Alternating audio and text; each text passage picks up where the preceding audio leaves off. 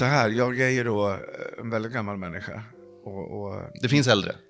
Jo, men oavsett så är det ju i mitt individuella fall som så att min tid börjar ta slut. Och åldern jag lever i just nu är kanske den mest trivsamma ålder jag har fått uppleva. Men som sagt var, jag har inte råd att längta längre. Utan jag måste leva mer nu. Så om jag liksom gör en fantastisk plan på fredag. Normalt sett så går jag och bara liksom dödar tid tills fredagen ska komma. Men nu fyller jag dagarna mycket mer. Och jag har då en tendens, nu kommer mitt hack här. Men jag tycker om att gå ut och äta. Jag är ensamstående pappa varannan vecka utan barn. Och då kan jag gå ut och äta 5-6 gånger. Sen när jag har min dotter så är vi väl ute och äter 3-4 kvällar i veckan. Och förr i tiden så gick jag ut och åt middag med kompisar. Vi säger vid 7:30-8 på kvällen. Kommer hem och kvällen är slut, jag går och lägger mig. Nu för tiden så om någon vill äta en middag med mig, då går vi ut vid 17:30. Så har vi en fantastisk kväll ihop och vi är klara vid 19:30-20. Så kommer jag hem, då har jag en kväll till kvar. Just det. Det låter som ett småbarnsförälderhack. Ja, men lite grann. Men jag får liksom 2 kvällar om dagen. Så det har faktiskt gjort skillnad för mig. Nice. Och du har ju också en dotter som är 7 år. Precis som jag, konstaterar vi. Ja, jag har en dotter som är född 2017. En liten begåvad virvelvind med stort hjärta. Jag har ju en dotter som är 29 också.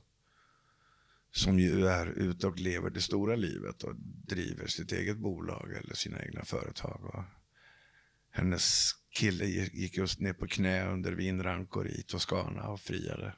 Fint. Så de ska gifta sig här i höst. Och sen har jag min lilla 7-åring då som, om jag nu ska ställa liksom att vara pappa som jag blev först när jag var 34 eller nu när jag var 57, så är det en enorm skillnad på faderskapsplatsen för mig. För just nu så har jag en mycket, mycket större närvaro som pappa än jag hade då när jag var yngre och var ute och hängde på Rish och levde det livet. Det är ju, den delen av mig är ju borta idag. Så att nu när jag är med mitt barn så är jag liksom orättvist mycket närvarande med henne jämfört med min första dotter. Är det så att du har livserfarenhet och lärdomar som du tar med dig för att... Ja, men det tycker jag nog. Det är ju så här att när jag var, om vi backar tillbaka då tills när man var så här 40 år och karriären flög. Och, ja, men som jag då ungefär. Kanske. Ja, och då tyckte jag på något vis att jag var the shit liksom. Jag tyckte att fan, den här killen han är inte kattskit alltså. Och sen nu då när jag är äldre, om du ska fortsätta prata ålder, så känner jag som en lilla Per när du var 40 år, du visste ju ingenting. Så då vill jag liksom gå tillbaka och krama den Per lite grann och så. Men visdomen jag har tagit till mig, den är inte bara i kunskapsform utan den är mer känslomässig, tror jag. Vad skulle du säga till 40-åriga Per då? Ja, men ta det lugnt. Var inte så jävla angelägen om att liksom bli belönad och bekräftad i alla former. Spring inte omkring och hoppas att folk ska ryggdunka dig och säga att du är cool. Utan försök att leva närmare dig själv. Lär känna dig själv tidigare. Bekräfta dig själv genom dig själv istället för genom andra. Lite det här lev i nuet som du var inne på också. Ja, men lite grann. Ja. Per, är det någonting jag inte får fråga om? Nej, du får ju fråga precis vad du vill. Ja. Det betyder inte att jag kommer att svara på allt. Nej, du får säga pasta. Så. Men jag är ganska oförskräckt. Så det blir väl en bättre podd om vi pratar om sånt som är lite svårt. Jag tänker det. Och Per Holknekt, välkommen hit. Ja, tack. God morgon. God morgon. Du är ju lite entreprenörernas entreprenör på ett sätt, kan man väl säga. Ja, om man nu ska snacka om din självbild där vid 40-årsåldern. Ja, men det går inte att komma ifrån att jag har liksom levt ett helt liv på att starta företag och försöka försörja mig den vägen. Antagligen därför att jag i unga år hade väldigt svårt att få jobb. Så jag tänkte att jag får väl göra det själv då. Jag läste någonstans 44 företag. Ja, 44 företag stämmer inte riktigt, men 44 stämmer. Det kan också vara varumärken som ligger i företagen. Om jag nu driver ett klädföretag så kanske jag har ett modevarumärke för tjejer när jag kommer på att jag vill också göra ett för killar, så det kanske inte alltid funkar samma namn som man lanserar en ny label så att säga. Men 44 varumärken kan jag säga att jag har lanserat i världen. Så man kan tänka sig att du kanske inte har varit vd då för 44 bolag? Nej, alltså jag tycker inte att själva vd-rollen passar mig till att börja med, och det är ingenting som attraherar mig överhuvudtaget. Särskilt sett då mot hur en vd beskrivs i gängse tal. En vd är ju oftast en som liksom ligger väldigt nära styrelsen och mer operativ kanske. Ja, rapportera vad som har hänt och nulägesrapporter. Jag jobbar mer in i framtiden och så jag är nog bättre liksom i någon slags advisory-form eller driven varumärkesaffärsstrateg. Men nog har jag varit vd i många bolag, men det är inte min grej. Vad är din grej? Är det själva att komma på idéer och våga testa? För att precis det. Det är väl, om man ska ringa in dig så är det väl att du är väldigt orädd på något sätt? Va? Ja, det är jag. För jag har ju lärt mig, och här kommer erfarenheten in, att dels så har jag lärt mig att om någonting går åt skogen så är det ingen fara. Sen har jag blivit bättre på att hantera utvärderingar av när saker är på väg att gå åt skogen. Så jag kan avbryta mer i tid än förr. Jag flyger små flygplan som pilot av den enkla orsaken att jag är vansinnigt flygrädd. Och då hade jag en flyglärare, Nisse, som sa till mig en gång när vi satt på Bromma och vi skulle flyga ut. Och han sa, när du får klart starta från tornet och du ger fullt pådrag, drar i spakarna och om inte planet har lyft vid en viss imaginär linje där längre fram, dra av så. Annars ligger du i salladen. Och det där har jag lite grann flyttat över som in i entreprenörskapet, att liksom, om inte mitt plan har lyft vid den här linjen så drar jag av, så slipper jag landa i salladen så att säga. Just det. Och det är väl en rekommendation jag kan ge till många. Det här är faktiskt ett manligt problem, för vi män dras med lite mer stolthet än vad tjejer gör. De har lite lättare för att ruska av sig saker och vi är så här envisa, vi ska minsann och sådär. Och det kan oftast ha en negativ effekt. Man behöver väl hävda sig på ett eller annat sätt, va? Ja, och det ligger i människans natur på något vis. Att man vill få den där yttre bekräftelsen och folk använder ordet bekräftelsebehov som någonting negativt, och jag har alltid sett det som någonting positivt. Allt ifrån våra små barn som vill bli bekräftade att de är duktiga och att de kan och så vidare. Och det där följer med oss upp i åren, och det där kan vi bara liksom arbeta fint omkring istället för att svärta det. Jag tror att det finns många lärdomar kring entreprenörskap och så här som vi kan dubbelklicka lite på. Men vi av en händelse träffades ju i förrgår. Ja, det var lite lustigt att vi råkade hamna på samma kalas. Ja, verkligen. Helt random, för vi hade aldrig träffat varandra innan. Nej, och jag visste ju inte ens vem du var. Nej. Och framförallt inte att du skulle vara på vår gemensamma kompis 50-årsfest i en trädgård i Sollentuna. Och jag tänkte apropå det talet som du höll där, apropå att saker faller på plats. Ja. Det var nästan lite så, va, på ett sätt. Ja, verkligen så. Men jag tror också som så att vi behöver se över våran relation till samtiden. Vi behöver iaktta vad som pågår omkring oss och förstå att saker har en kedjeeffekt. Och jag föreslår att, det är lätt att säga, men att man, som jag sa då, att man öppnar upp sina celler och är mottaglig för allt som kan hända. För då ser vi saker omkring oss som kan påverka våra liv till det bättre. Just nu så är vi väldigt busy med våra simpla stimuli, det vill säga tekniken. Tekniken stjäl ju kanske 80% av vår iakttagelseförmåga idag. Och därvidlag så tappar vi också möjligheten att skapa.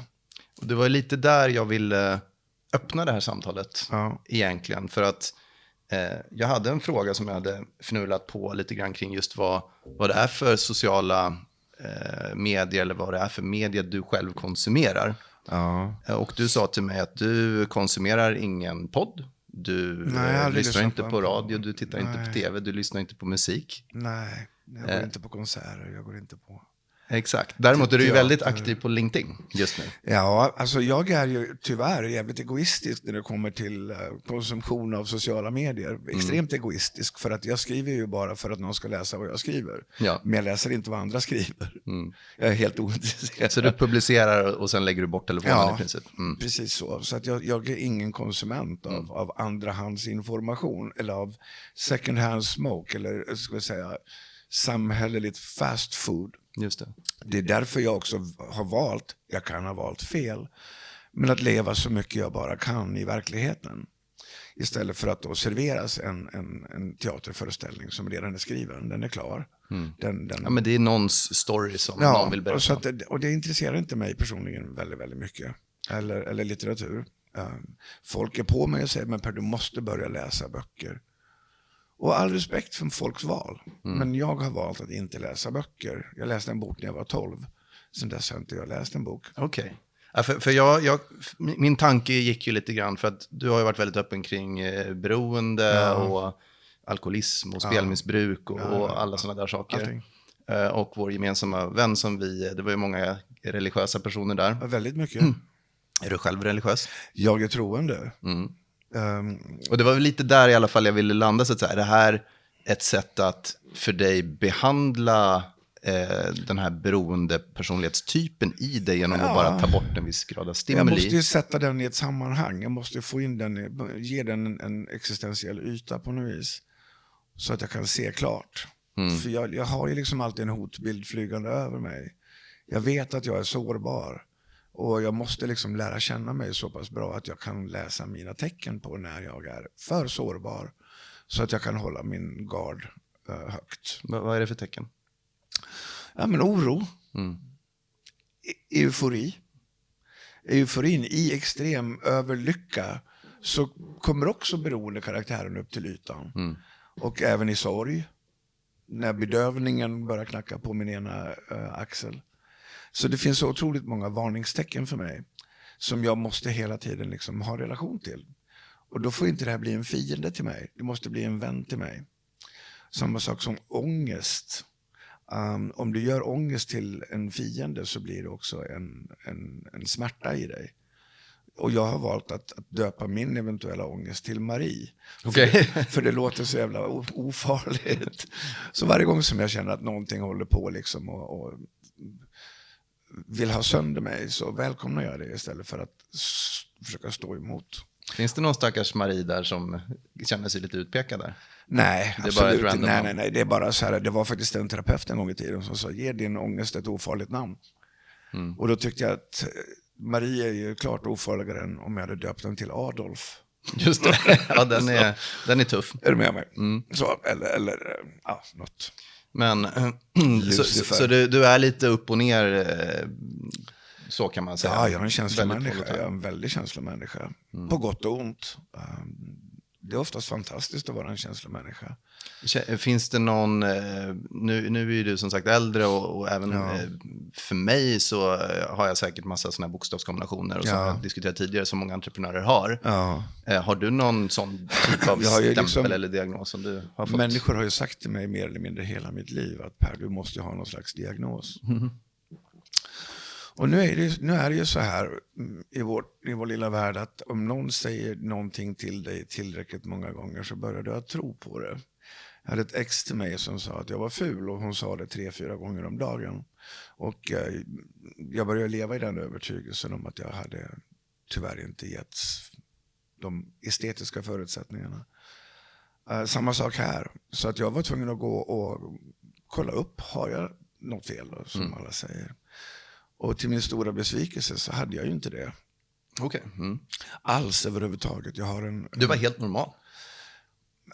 Vet du vad? Normalbegreppet är någonting som vi kan ta en diskussion omkring. För min bestämda uppfattning är att varje människa oavsett har rätten att få känna sig normal på sina villkor. Även en person som har Down-syndrom tycker jag kan få äga rätten att känna sig normal och tycka att alla andra är konstiga. Och det är därför jag också har titulerat mig vid något tillfälle på LinkedIn som världens enda normala människa. Vilket jag tycker att jag är, för jag tycker att alla andra är konstiga. Utifrån dina glasögon? Men jag lever med mig själv dygnet runt. Ja. Jag kan mig utan till. Jag är inte konstig. Det är allt annat som är märkligt, om du frågar mig. Så. Men det är väl en intressant just grej, för att man har ju sin hjärna, man tänker på ett visst sätt. Ja. Och det har man ju fått leva med i sitt liv. Och så utgår man lite grann ifrån att alla andra tänker liknande. Och sen visar det sig att det gör inte de flesta. Inte alls, nej. Men just det här att också unna sig friheten att få lita på sig själv. Så att man inte faller för, ska vi kalla det, kollektiva påtryckningar.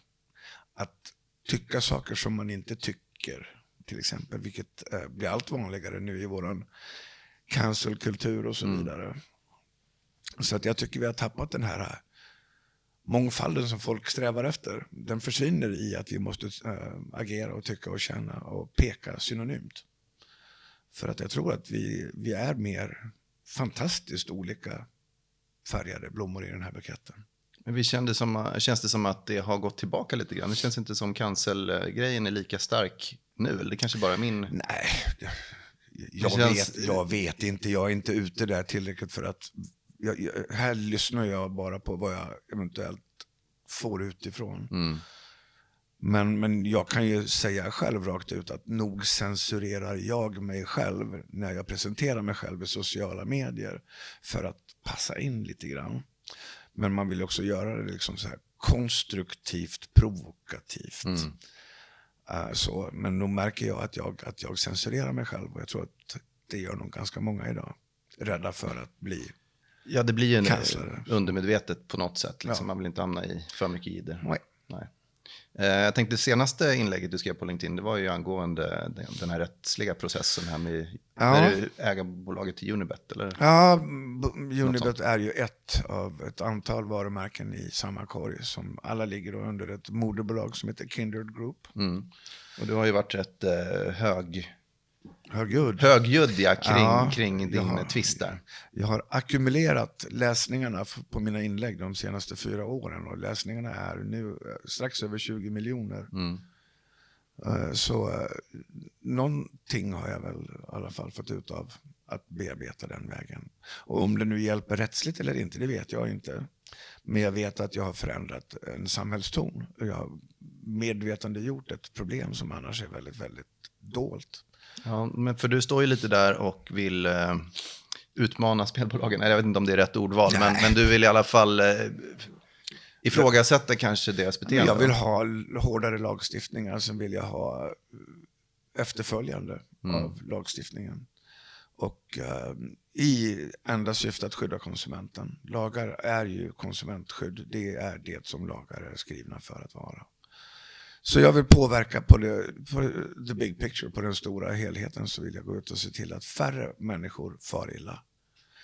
Vi har alltså i Sverige idag, så har vi antagligen, om Google nu inte ljuger, så har vi 300 000 alkoholberoende i Sverige. 340 000 spelberoende i Sverige. Och vi pratar väldigt mycket om alkoholen. Det är väldigt hårda restriktioner. Barer har hårda regelverk. Vården är god. Företagsupplysningen är god. Och flyttar vi över det här in i spelmissbruksvärlden, så finns det ju inte mycket skydd alls.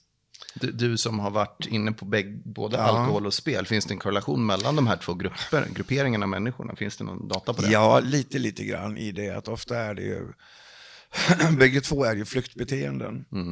Du försöker att ersätta en smärta med någonting annat, med något annat som distraherar dig nog.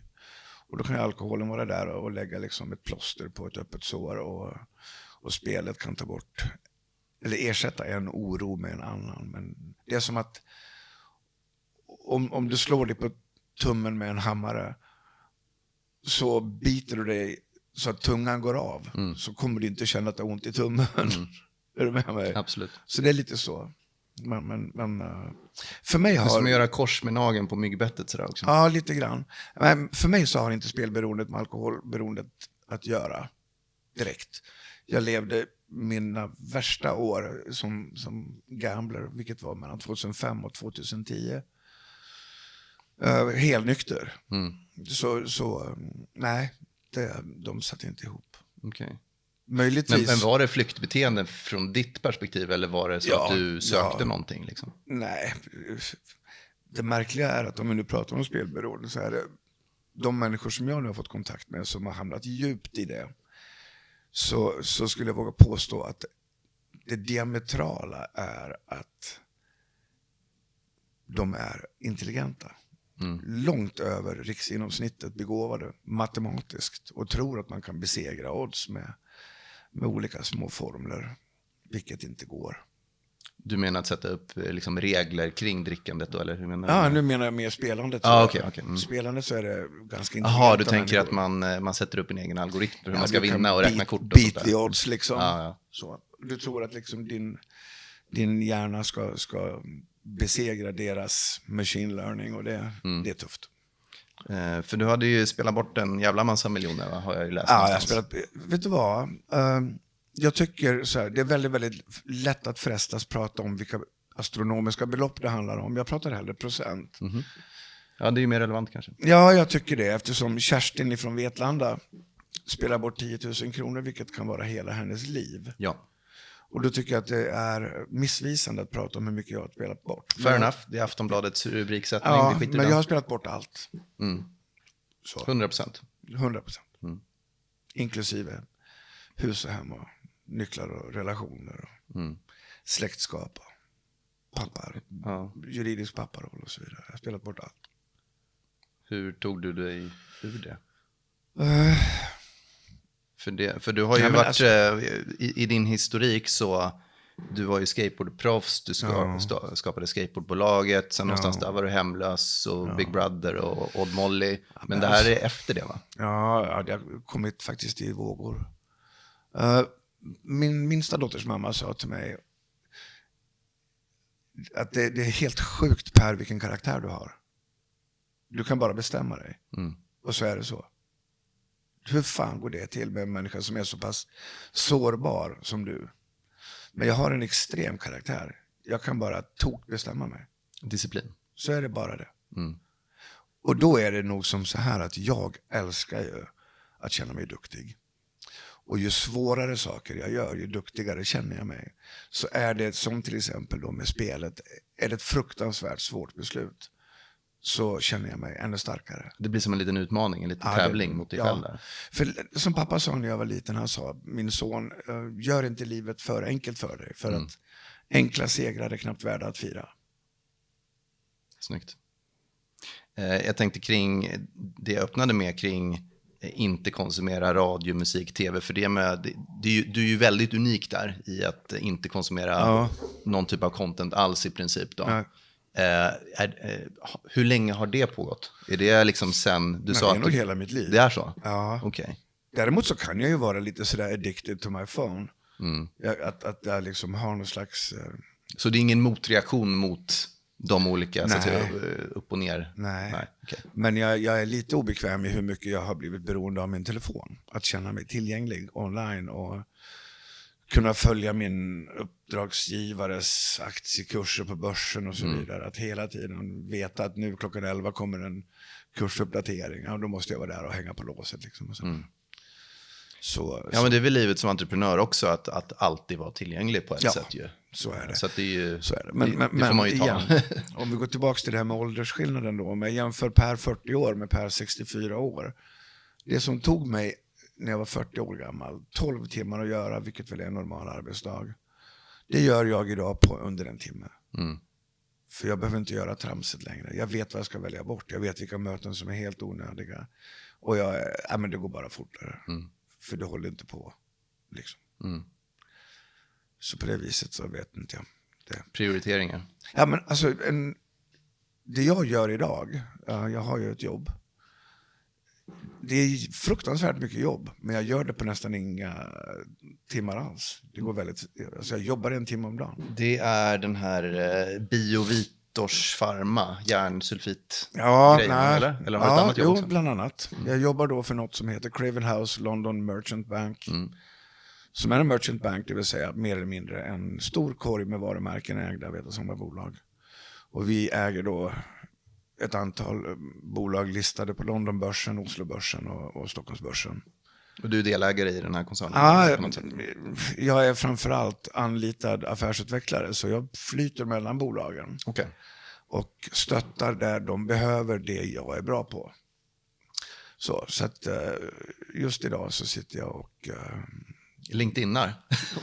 Nej, absolut inte. Efter den här inspelningen så ska jag göra en kommunikationsplan för en viktnedgångsprodukt som heter 100 dagar, som inbegriper den numera så populära medicinen Ozempic. Just det. Vilket är ett bolag vi håller nu på att utveckla. Så det ska jag göra idag. Sen ikväll så när min dotter har somnat, då går jag in på kontoret och så ska jag bygga en plattform för mer eller mindre trading av onoterade aktier. Just det. Pepins. Ja, jag jobbar ju åt Pepins också. Och jag håller på att bygga en helt ny tjänst inom Pepins-koncernen som är en webbplattform där idéer möter mestadels kapital. Spännande. För det känns ju lite som att en av dina absoluta styrkor är ju dels den personal brandingen som du själv har satt på kartan innan det ens var ett begrepp ju. Samma sak med entreprenörskap. Du höll på med företag innan det var coolt på ett sätt, va? Men det känns ju som marknadsföringen lägger dig nära om hjärtat på ett sätt, va? Ja, kombination av marknadsföring, kommunikation och branding framför allt. Branding är ju liksom...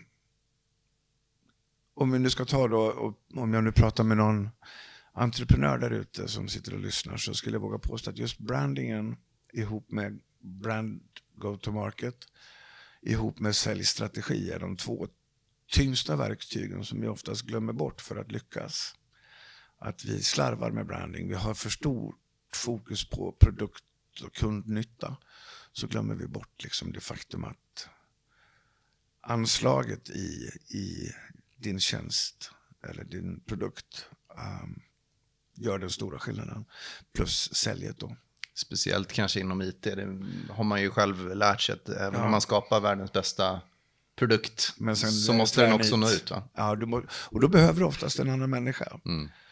Och det är ganska häftigt att liksom förstå. Och det är också en del som om jag får, så här går min process till. Jag lever i vardagen. Jag är observerande, iakttagande medborgare. Jag går omkring och ser mig omkring. Ser jag ett problem, någonting som stör mig, så vill jag lösa det problemet. Och där har jag en apreflex som är tvingande. Förstår jag ganska tidigt att den här reaktionen på det här problemet är någonting som jag delar med väldigt, väldigt många andra, då måste jag starta ett företag på det här på något litet jävla vis.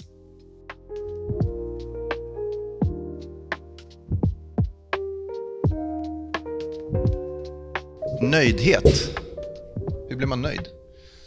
Ja, det är faktiskt dagsaktuellt ämne för mig. Så, för att det hör till saken att jag är lite nöjd. Ja, exakt. Du öppnade ju lite med det. Ja, det kan jag säga. Och har det bara kommit av åldern? Nej, det har kommit av iakttagelse när jag ser hur andra människor hela tiden projicerar missnöje. Missnöje med jaget framför allt, där vi pratar om väldigt högljutt i sociala medier, att personlig utveckling, bli sitt bästa jag. Det blir man aldrig. Utan man måste komma till en punkt där man tycker att men vad fan, det jag har nu, det är bra nog. Och där är jag nu. Ja, men det är väl säkert någon som lyssnar då som tycker, men det är lätt för dig att säga, du är bla bla bla, hej. Nej, men alltså, vi kan prata om så här estetiskt. Men jag bara med apropå den här pengar är inte viktigt, bla bla. Ja, det är lätt för dig att säga som har pengar. Alltså, det finns ju mycket så här, sånt. Jag kan dra den också. Pengar är superviktigt, men överflöd av pengar är inte någonting som är av godo alena. Men man vill ha kapital eller pengar så att man inte behöver vara ekonomiskt orolig. Just det. Den nivån tycker jag är god nog. Överflöd ska inte vara någon stor strävan i livet, men du kan sträva efter att komma till en punkt där du känner att jag är trygg, jag kan göra det jag önskar. Jag är nöjd, det är bra. Och sen kan vi titta kroppsligen då. Många människor hetsar och jagar kropp nu. Bland 100 människor så är jag säkert på 97 plats. Men det är bra nog. Jag behöver inte, jag tar mig ju fram. Jag funkar. Och sådär, så att nej. Jag har valt, och det här är ganska nyligen, jag har valt att tycka att det är bra nog så här. Men det finns ju två aspekter. Det finns ju kroppshets i som att du ska ha en sixpack som man. Och sen så finns det ju longevity-spåret, det vill säga att du ska må bra och leva länge på ett sätt, va? Ja, men och det vill man ju ändå göra. Den vill jag också utmana lite grann. Okay. För att, nu är vi tillbaka till det här gamla why. Varför, om man nu då vill, många säger att jag tränar för min skull. Okej, men för vad då? Vad vill du med det? Jo, du vill vara attraktiv. Du vill få ligga lite grann. Det är inte krångligare än så om vi ska vara Jag hade en professor en gång i tiden när jag läste på IHM som frågade oss kära studenter vad är parfym? Och alla sa, väldoft, så. Och han sa, nej, inte riktigt. Må hända så börjar det där, men det är en väldoft i syfte att vara attraktiv. Öka ditt attraktionsvärde och i förlängningen kanske bygga en relation och kanske till och med få ha ett och annat samlag. Och det är liksom den här rippeleffekten där som jag... Om man ska bara dubbelklicka lite där, apropå sex och relationer. Du har haft 3 exfruar, vad läste jag någonstans? 4 till och med. Ja, okay. Ja, bra, då leder du där. Ja, jag har bra erfarenhet. Ja. Och manligheten där, alltså bottnar inte till stor del mycket av det vi gör bara i sex, eller? Ja, vet du vad? Så här är det. Jag har, nu glider jag lite åt sidan från din fråga. Men jag har aldrig varit särskilt förtjust i mig själv. Jag har aldrig egentligen tyckt att jag är up to par med min konkurrens med dig som jag tycker är skitsnygg för övrigt. Ja, men sluta. Ja, men sådär. Ja, men så funkar jag. Alla människor, vi går omkring och jämför oss. Omedvetet hela tiden. Vi jämför bilar, vi jämför karriärer, handväskor, bröst eller läppar eller vad fan som helst. Men av någon orsak så har jag tänkt att men mitt utseende är inte bra nog. Och ändå har jag fått leva i många långa, fantastiska relationer med jävligt snygga damer. Och då undrar jag, vad är det som har gjort det? För jag har även träffat liksom motsvarande diton utan en stor plånbok. Då är det väl någonting som heter att jag är närvarande, jag är uppmärksam, jag har någon form av radiance kanske, jag vet inte. Så att jag tror nog att vi riskerar att glömma bort de viktiga frågorna och flyr i en tvådimensionell simpel lösning där vi går in på ett gym, vilket jag anser vara själens fast food, för att hitta en quick fix till någonting som vi tror ska göra oss lyckliga. Jag tror inte att lyckan ligger där. Jag tror att du kanske får leva lite längre, men jag fan aldrig träffar människor som är så jävla sjuka och har så ont någonstans som folk som går och tränar. Ja, men det finns ju skalor såklart. Ja, men det är också skönt att aktivera kroppen. Även om det också är jobbigt. Jo, men det finns ju liksom en drog i det mesta. Så är det. Det finns dopamin i att spela, det finns dopamin i att gå på gymmet. Det är inte bara skönt, det är kemi, det är kroppen som belönar dig. Det är ju liksom, det är en drog, det är ett knark. Men är det, apropå liksom beroende och gym och, så, alltså, och kroppshetsen, ser du att det är många som gör det av fel anledningar? Ja, eller att det är ett, jag liksom, har gjort det själv av fel anledning. Inte självföraktet kanske, men den här självtvivlet och osäkerheten i sig själv. Ja, väldigt, väldigt mycket. Jag själv gick i den där fällan en gång i tiden och anlitade en PT och jag fick ju den där kroppen som liksom kände sig visar upp på bild. Just det. Som superkroppen, du vet det där. Ja, jag gick liksom på 10 veckor så gick jag från 15,9% kroppsfett till 8,5% kroppsfett och jag gick upp 8 kilo i vikt. Just det. Och det som hände med mig nu, för jag är en väldigt, väldigt aktiv människa mentalt. Jag är väldigt, väldigt driven i att göra saker.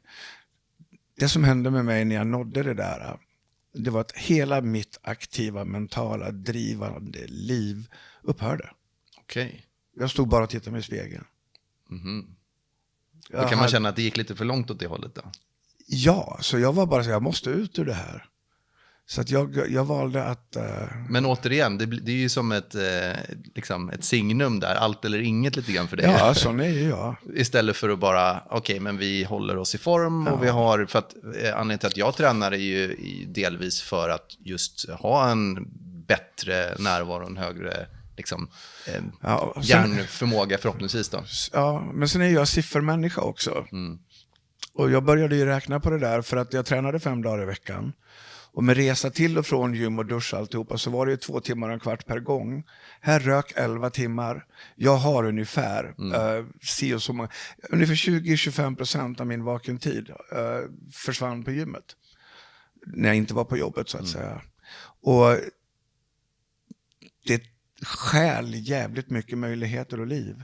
Men det beror på hur du lablar det. Men om du lablar det som återhämtning, egen tid, bla bla bla. Absolut. Så kanske man kan ha rum för det då. Ja, men för mig så var det bara så här, nej det här är inte bra för mig. Det här är bara en bekräftelsefråga för mig.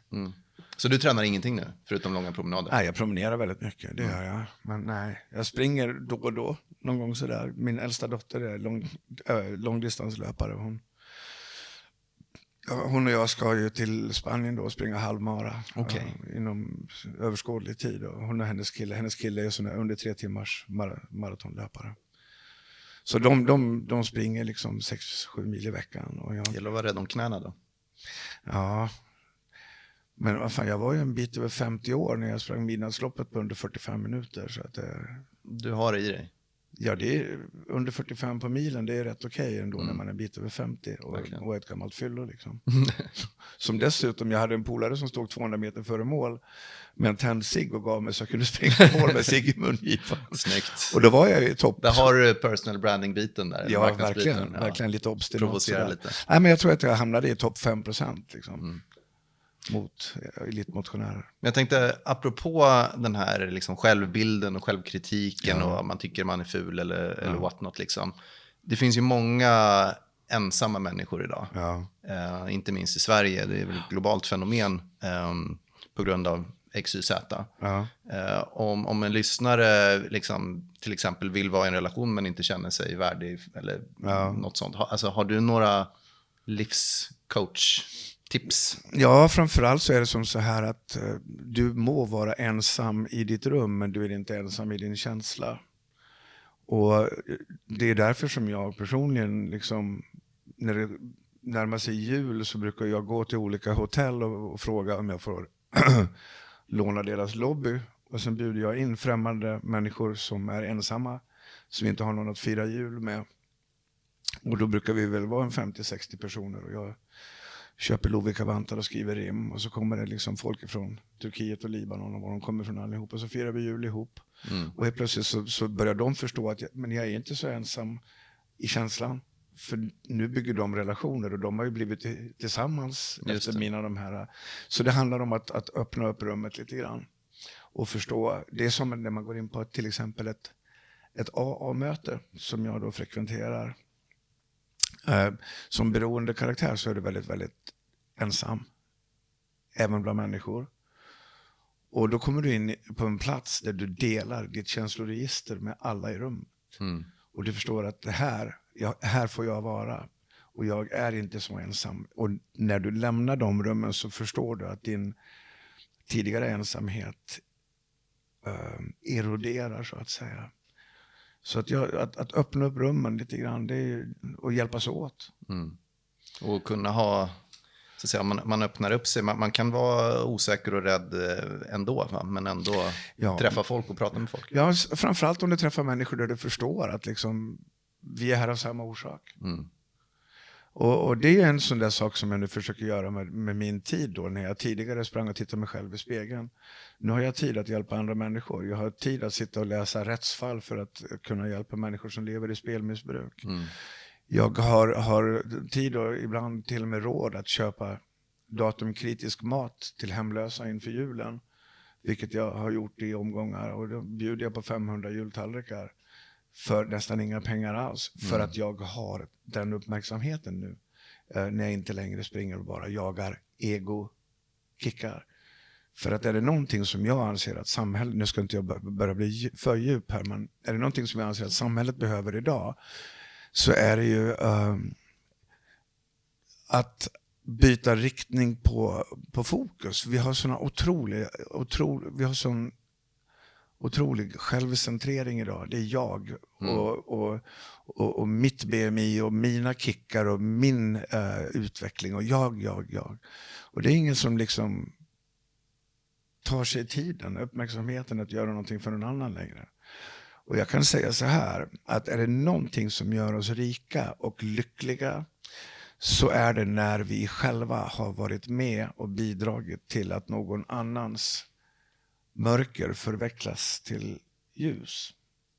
Att kunna förändra en annan människas liv till det bättre. Vi gör inte sånt längre. Det är väldigt, väldigt mycket självcentrering idag. Och jag hoppas att på något vis jag har en sammanslutning av män. Jag har en fest vartannat år som heter Herre Jävlar. Och då brukar vi vara en 30-40 killar som jag då har identifierat. Det här är en man som jag anser har de vackra egenskaperna att förändra för andra. Och jag bjuder in, det kan vara en sopkille från Vendelsö, det kan vara poeten Bob Hansson. Det är som en mansgrupp då? Ja. Men vi festar och vi röjer och har jävligt roligt. Det började med min gode vän, väldigt nära vän, Christian Gidlund, om du kommer ihåg honom. Han hade en blogg som hette I kroppen min. Han var trummis i ett band som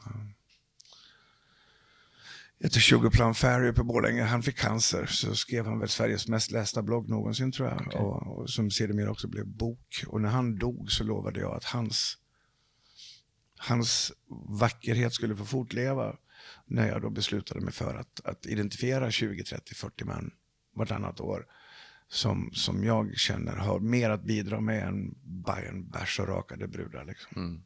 Har du varit engagerad i någon sån här formell mansgrupp? Historia grej? Nej. Det ploppar ju upp nu. Det finns något som heter Mankind Project exempelvis. Ja, absolut. Och så har vi Navid Modiri som kör sin men det är väl han kring honom där, ja. Nej, jag är inte bekväm i det där riktigt än. Sannolikt därför att jag är så fin med mig själv. Jag har hittat min trygghet. Jag har hittat mitt lugn. Och jag är så rädd om det nu. Ja, men det är många som går med där också, som har den positionen som du har, som är med för att bidra. Ja, definitivt. Nu gör ska jag förespråka det på något och det tycker jag är väldigt bra. Nu tycker jag att jag använder liksom min inlärda begåvning på ett konstruktivt vis ändå. Jag gör väldigt mycket för väldigt många redan nu.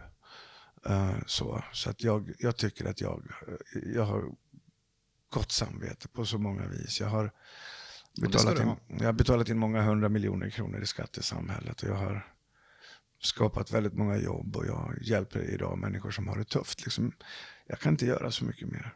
Jag tänkte apropå liksom den här perfekta ytan och den bilden, och att folk kanske nu mer än någonsin också känner sig lite otillräckliga. Om man kikar på den bilden som målas upp, inte minst i sociala medier eller i media. Ja, otillräckligheten är ett jävla undergrävande. Ja, exakt. Och bara den här, och det har säkert du använt också som hävstång i vissa entreprenöriella sammanhang, att man går in och kollar på konkurrenter. Vad fan, hur har de gjort det här? Och så använder man det till en drivkraft. Ja. Fast om man använder det, eller om man tittar på det kroniskt, så är det ju toxiskt liksom, på ett sätt. Ja, så är det. Och just det här med att nedvärdera sig själv, att känna sig otillräcklig, det kan ju bara få två olika outcomes. Den ena är att du inte törs. Den andra är att du törs. Så det är där jag brukar tänka, om jag ska nu coacha någon eller vara mentor till någon, att prata om liksom dina egna val. Du kan välja att använda ditt trauma konstruktivt, eller så kan du använda ditt trauma till att spika fast dig själv i din svärta.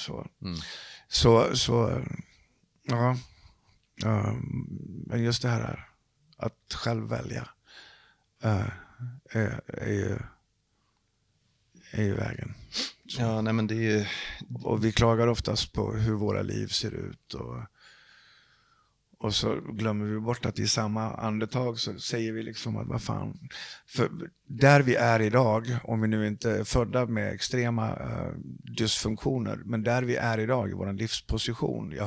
Jag får för lite lön och allt det här är produkter av våra egna beslut. Du valde att skolka halva 9 och sket i gymnasiet. Nu har du inte en hög lön och du hatar människor som tjänar pengar. Liksom, allting på något vis blir ju som du själv har bestämt. Ja. Så. Men en del är ju mer långsiktiga och en del är inte det. Så är det ju. Men skulle du säga att du är långsiktig? Ja, det tycker jag. Jag tror man måste vara det för att bygga ett framgångsrikt företag. Ja, definitivt. Men jag har aldrig någon strategi, jag har aldrig några mål. Nej. Mitt mål, om du skulle fråga, har du några mål i livet? Ja, att gå och lägga mig ikväll och jag har haft en jävligt rolig dag. Det är mitt mål i livet. Jag har inga så här strategiska mål långt framme. Nej. Överhuvudtaget. Men det handlar ju ibland bara om att göra saker också. Ja. Och sen så brukar det lösa sig längs vägen på ett sätt. Jo, men jag har nog som mål att du då som är småbarnspappa som jag, att kunna en dag få se min dotter fatta egna kloka beslut utan att jag lägger mig i. Det är nog en av mina större målbilder i så fall. Det känns ju som en nästan genetiskt betingad del av en själv, att man vill föra framgången vidare på något sätt. Och jag ser ju min största dotter nu, liksom hon driver ju på i karriären så att det sjunger om det. Hon är toppekonom från Uppsala universitet, går ut i karriären, hon är väl 24 år, hon tjänar sjuka pengar, går till jobbet, lite dresskodsjobb, kommer hem en dag och säger pappa, jag har valt fel. Jag har valt helt fel väg. Och så tittar hon på mig och hennes mamma och säger, ni är entreprenörer. Och jag säger, vad vill du göra nu, Julia? Hon säger, jag vill baka bullar. Och jag säger liksom, det är klart du ska baka bullar. Där har ju tjejer lättare för att svälja sin stolthet och våga chansa, särskilt när man är ung. Och hon öppnar upp då och bakar bullar och det går ju som jävla tåget, alltså extremt lönsamt bolag. Sen öppnade hon förra veckan en vinbar. Hon köpte upp frisörsalongen nästgårds. Olof Palmes gata 12, ni kan gå dit. Jag köpte och öppnade en vinbar och jag skulle gå dit och käka middag i fredags. Fick inte ens bord. Det är så populärt. Så, det är häftigt att se att man har bidragit till att låta min dotters tankar vara kreativa, konstruktiva, modiga och våga fatta de där besluten. Det är så häftigt. Men det måste jag ha med mig att göra. Ja, men jag tror oavsett så vill man ju både för sina barn men också för sina medmänniskor att de ska välja den vägen som är rätt för dem. Va? Ja, verkligen. Och alla kan ju inte starta 44 bolag. Nej, eller vad bekvämmer det är också det jag säger när liksom att eller 45. Fostra våra barn till att kunna fatta kloka, modiga beslut utan att vi som föräldrar den dagen lägger oss i. Det tycker jag är rätt häftigt i så fall. Och då är du, jag kan tycka nu lite grann också märker du som har en 7-åring och jag också, jämfört med när jag gick i skolan, det är ju väldigt mycket mer uppstyrt nu i vad man får och vad man inte får göra. Det är rastvakter och det är ordning och reda och det är de här apparna, man ska hålla koll på varenda grej som man blir tog i huvudet. 5 meddelanden per dag. Jag läser inte de där. Nej, inte jag heller om jag ska vara ärlig. Det är där man har en relationspartner som kanske är lite mer noggrann på sånt. Ja. Men det känns ju lite som att barnen som växer upp där kanske blir lite mer formade att så här ska det vara än att ha den här friheten. Eller finns det och det där har jag pratat mycket med min dotters mamma om. Min dotter tycker nämligen att jag är väldigt sträng. Att jag är strängare än liksom mamma och mormor och allihopa. Det stämmer inte, jag är bara väldigt, väldigt tydlig. Och det som gäller hemma hos mig är så här. Man tackar för maten. Man klagar inte när det är dags att duscha och tvätta håret. Man lägger sig i tid. Man byter strumpor och underkläder. Och man gnäller inte. Man är artig och man får gäster. Och sköter man den här grundfundamentalian som också skulle kunna översättas till skolan, att det är uppstyrt. Hemma hos mig, om du sköter den här fundamentalian, de här hörnstenarna på hur man ska vara som människa, då, om du frågar min dotter, då säger hon så här, då gör vi precis vad vi vill. Så jag tror att man kan ha en tvåstegare där, att skolan ska liksom ha, jag tycker om disciplin, jag tycker om ordning och reda. Men sköter man det, då får vi stå på min balkong och kasta vattenballonger. Frihet under ansvar. Människor. Ja, men då har vi en frihet. Men vi ska sköta det där grundfotarbetet först. Så. Ja, jag håller med. Har det varit enkelt att få alla att tvätta håret utan gnäll? Nej, men man fuskar ju till det lite grann så här. Man säger så, vet du vad, min dotter heter Carla. Man säger, Carla, ska vi inte ta, du och jag, och måla kaklet i duschen? Och så tar vi vattenfärger och så målar vi det här vita kaklet som andra föräldrar skulle säga, men det kan ju bli märken. Så säger vi så, ja men det är inte hela världen, nu målar vi kaklet. Oj, vi har fått färg på oss, nu sätter vi håret. Så att man får liksom fuska sig runt det där. Uppfostring med glädje och passion. Ja, och lite vansinne.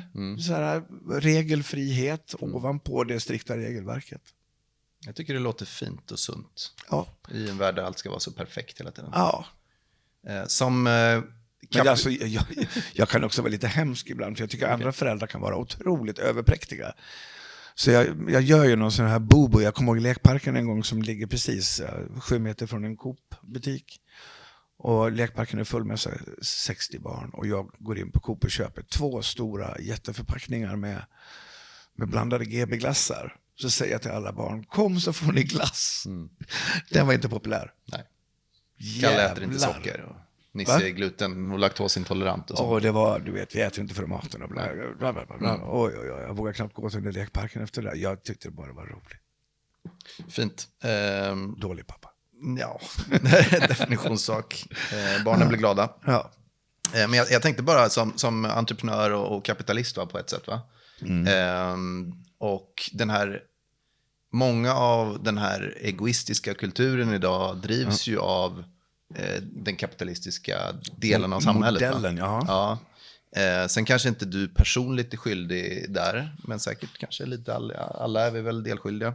Ja. Har du några så här filosofiska, politiska reformsidéer? Ja, det har jag. Förstås. För du har ju också ena foten i USA. Ja, men jag tänker ju vi så här, kikar liksom. på det samhället, vi ser den svenska modellen. Vi kan backa hem till det här, bort med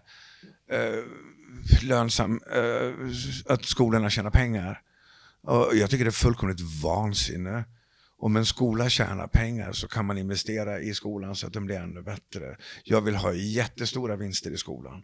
Så att de kan återinvesteras i att göra liksom miljö och utbildning bättre. Bättre lärare, mer dedikerade lärare.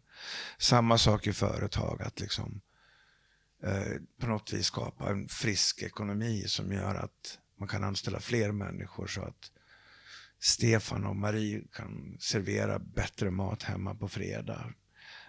Så att nej, vet du vad, kapitalist, ja visst är väl det, men jag har ju gjort väldigt mycket pengar en gång i tiden. Jag gjorde ju en bit över 100 miljoner kronor på ett dygn.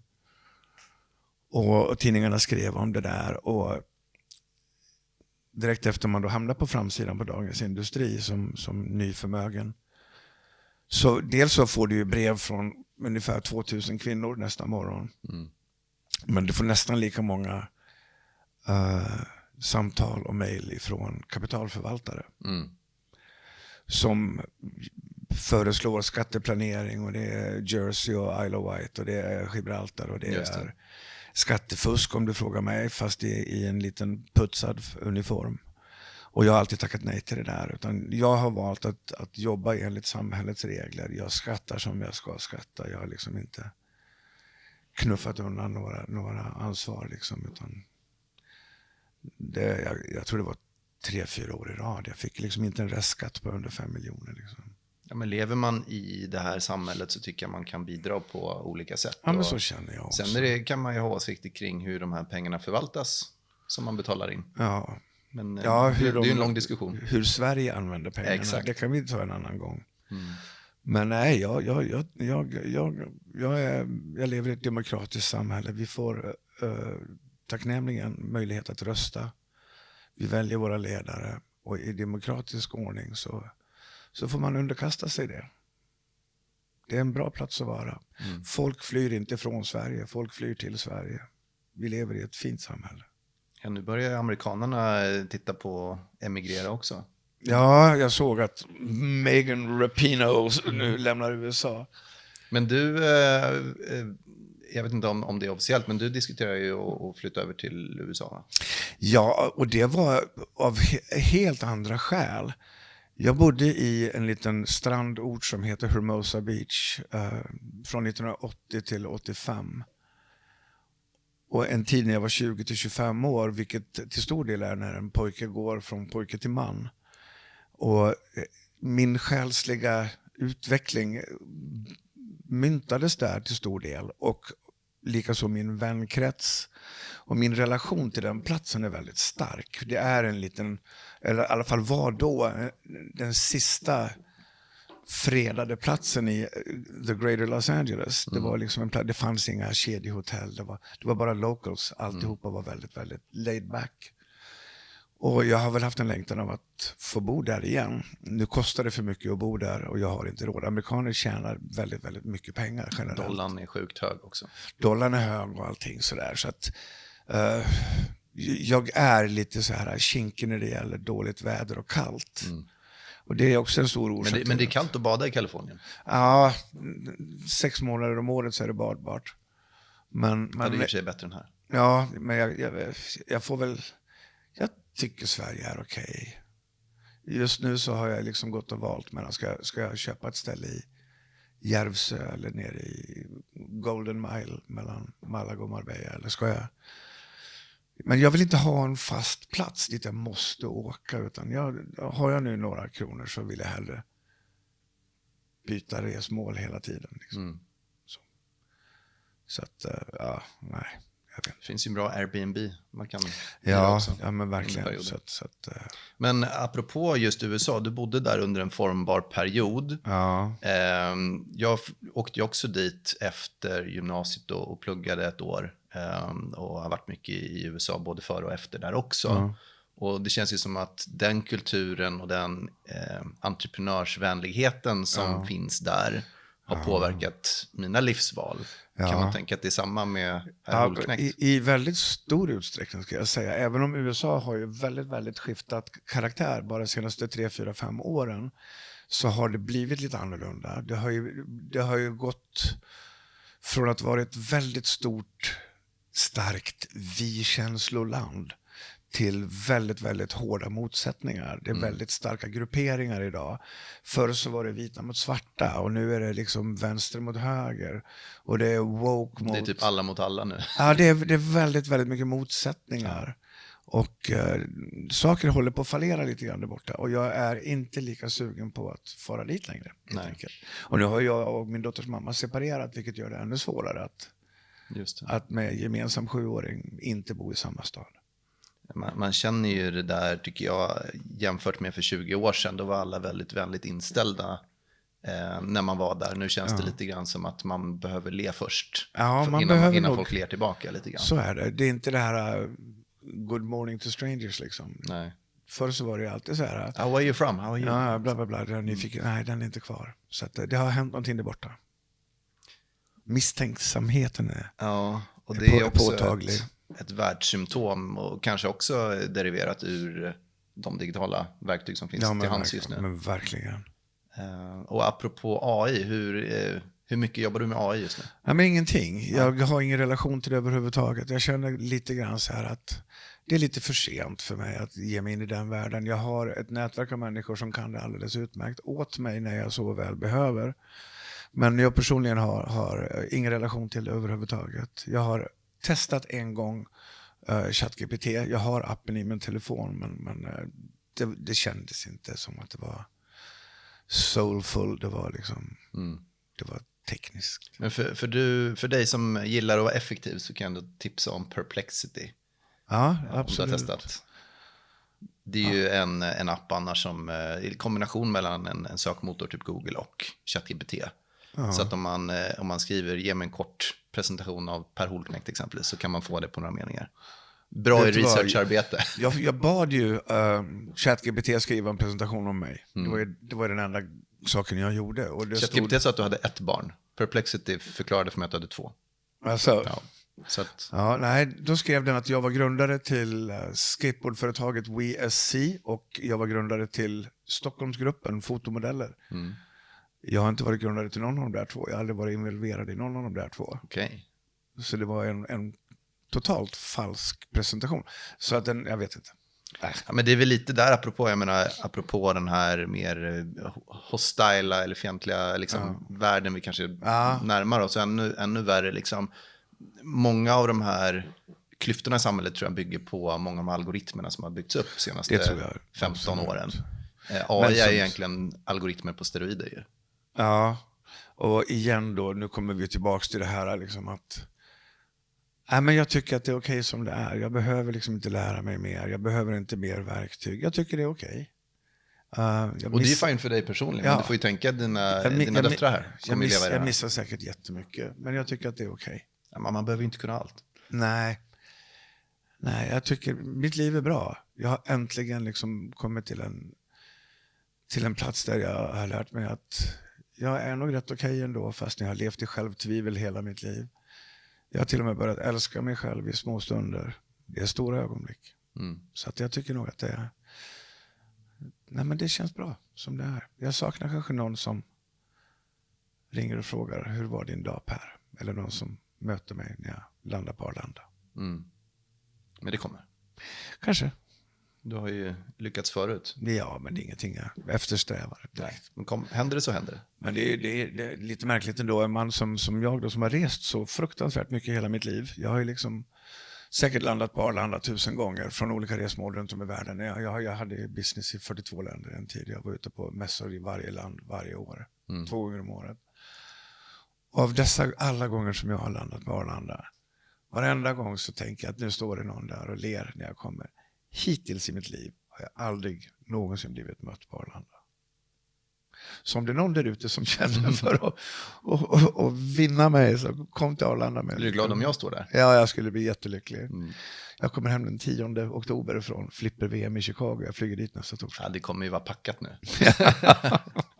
Det brukade jag när min flickvän, numera fru, åkte iväg på olika flygresor. 10 september. 10 september landade jag i Arlanda från Chicago. Så hade jag tagit en vit t-shirt och skrivit välkommen hem älskling och ritat massa katter på och lite sådana saker. Och vet sånt man måste göra. Jag nämnde det här på Facebook tror jag när jag skrev att jag var där här om veckan. Min kompis har en liten dotter som nu fick flyga ensam med en liten påse med biljetter runt halsen. Gotland tur och retur. Och jag lovade henne att jag skulle möta den här lilla 11-åriga tjejen. Så jag åkte till Arlanda och stod och väntade på henne. Och då blev det planet försenat 1,5 timme. Och jag står då vid arrivals och så ser jag ändra föräldrar som kommer hem till barn de har varit separerade ifrån under hela sommaren. Eller barn som kommer att ha varit borta med ena separerade föräldrar och möter pappan. Och kärleken när barn upptäcker sina föräldrar som de har varit ifrån en tid. Alltså det var en sån föreställning. Jag var så gripen när jag stod där. Det är så innerligt jävla vackert hur barn liksom bara kastar sig upp i luften och slänger sig om halsen och släpper inte och tårar rinner och det är så jävla. Och det är nästan en liten lifehack också för vi som jag nämnde innan, vi jobbar ju mycket hemma. Ja. Vilket man ju gör nu för tiden, många i alla fall. Ja. Vilket är positivt på det sättet att man har möjlighet att umgås med barnen. Men det blir också negativt att barnen tar en väldigt mycket för given på ett sätt. Så man märker ju det att om man själv har varit borta några dagar och kommer hem, då är det en helt annan tonalitet. Pappa, vad kul och kramar. Men du lever ihop med din partner och barn. Ja, och jag är ju pappa varannan vecka, så vi byter på fredagar. Hon är med mig den här veckan. Skulle du säga att det är ytterligare ett lifehack? Ja, men verkligen. För att skapa lite, så verkligen. Att säga. Ett ofrivilligt lifehack ska jag säga. Men jag vet ju att nu på fredag då när mamma hämtar henne i skolan efter en vecka isär, så hon skriker ju mamma så att löven trillar av träden liksom och springer allt för sitt liv mot mamma. Ja, det är nästan lite orättvist att ni som skiljer er ska få den här förmånen på ett sätt. Ja, men det är sant, för att nu har jag då barnfri vecka nästa vecka. Då kan jag sticka till USA och spela en stor flipperspelstävling och jag kan jobba i kapp väldigt, väldigt mycket. Men sen nu när jag har pappavecka, jag är ju hennes. Alltså det är 100%. Det går inte att göra annat än att vara med ditt barn. För hon Och då säger pappa ungefär 3 gånger i minuten. Hon är aldrig mer än 3 meter ifrån mig och vill bara kramas. Och det är helt omöjligt att jobba, så att då är det bara att vara där.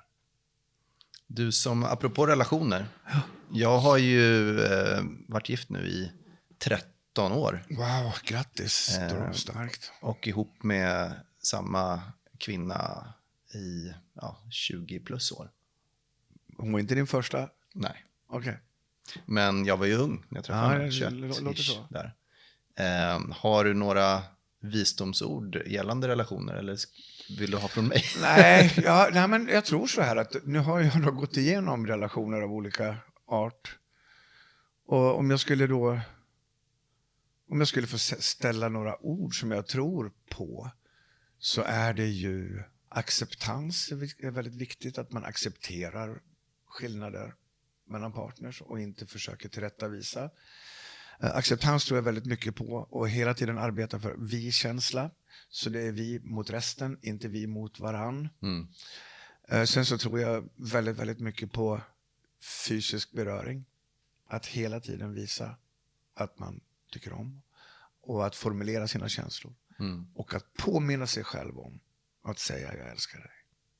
Det är svårt att prata om känslor. Det är det. Speciellt som man. Ja, vi är inte tränade på det. Nej, men det känns ju som att du har nått en punkt där du, kanske inte väldigt gärna, men du gör det naturligt. Jag har inga problem med det, jag behöver det. Är det någonting som du har fått lära dig med åren eller har du alltid varit så? Jag har lärt mig att när mina känslor blir begravda i min bröstkorg och blir till för stora, starka och många känslor, så kan det rendera i dåliga beslut. Det är därför jag nu känner att jag behöver hela tiden pysa ut mitt känsloövertryck genom att prata om det. Genom att våga vara ledsen, våga gråta, våga skratta. Så att jag skulle våga påstå att jag tror att jag gråter, eller i alla fall fäller tårar varje dag. Senast i morse. Vad hände i morse? Tittade på tv. Alltså du tittar på tv ändå? Ja, jag tittade på ett program som jag tycker om. När jag såg att någon människa som hade det tufft helt plötsligt fick det gå bra. Ja, men jag kan också bli väldigt blödig. Alltså det är så här svårt i en människa till människa kontakt kanske att fälla en tår. Men är det en blödig scen i en Pixar-film, ja men då sitter jag där och försöker gömma ansiktet. Eller om det då är som i det här fallet Undercover Boss. Just det. Har du sett det någon gång? Ja visst, det var länge sedan. Och då är det liksom anställda som har kämpat hårt och har det tufft hemma. Och sen så då den här undercover-bossen liksom berättar att nu ska jag göra det här för dig. Jag ska se till att dina barn får gå i skolan. Och din mormor som är sjuk ska få vård. Och dina drömmar ska göra att jag utser dig till lagerchef ifrån och med nu. Och så ser man liksom hur de bara bryter ihop av lycka. Då bara kan man säga, det där är ju grejer. Man ska ju liksom förändra andras liv. Det är mitt kall idag liksom. Och jag hoppas verkligen att någon får någon tankeställare av det här. Som de tar med sig, eller ni som lyssnar, tar med in i era rum. Och nästa gång ni ser någon där ute som fryser, gå fram med en filt liksom. Den här medmänskligheten, det är väl lite det. Kanske inte så mycket entreprenörsrådgivning idag. Nej, utan mer medmänsklighet. Det är mycket sånt nu till kanalerna ändå. Ja. Utan mänsklig, jag menar vi är produkter och företag, individer. Vi ska ju liksom, vi har ju våran balansräkning, vi har intäkter, vi har utgifter som vilket företag som helst. Och vi är ju våra egna små företaget jag liksom. Och det kan vi hjälpas åt. Men om man är en ung person och är lite vilsen. Ja. Vad skulle du säga till en sån person då? Det är inte farligt. Det är fint. Om man vill veta mer om dig, då kan man ju bara googla i och för sig. Men är det någon speciell kanal du vill leda in lyssnaren som har hängt med så här långt? På? Nej, så något gammalt sommarprat. Man får läsa det du säger på LinkedIn då kanske. Ja, eller mitt gamla sommarprat när jag berättar lite grann om en ganska krokig väg av som portioner lycka och som smärta. Där har vi livsstoryn om man vill lyssna på den. Ja, den är ganska skoningslös och naken. Och med detta sammanfattar vi den här fina morgonen tillsammans. Super. Tack Per. Tack själv.